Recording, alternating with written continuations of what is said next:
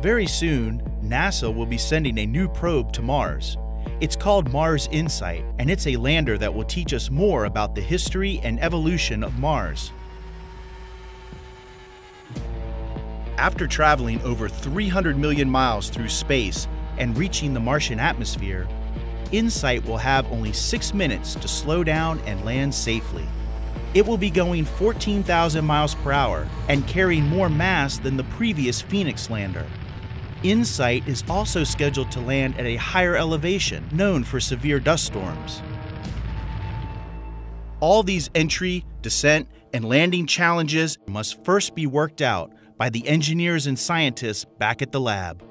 So my role on each of these projects is as a flight dynamics engineer. And so what we do is we build computer-based simulations of the vehicle and the environment that they're flying in. So we develop the trajectories and we feed back information to the project about where the vehicle's going to land, how hot it's going to get, how many Gs it's going to pull, all kinds of things you need to know to assess flight performance or how well a vehicle is doing or how well a vehicle landed.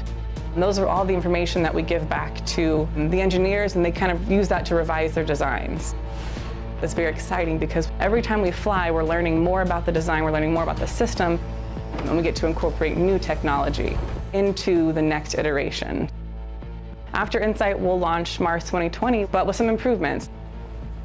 We'll be flying terrain relative navigation, and that's the very first time we've ever actually come in for a landing, assessed the terrain, and picked a landing site based off of what we've seen instead of just pre-selecting a landing site.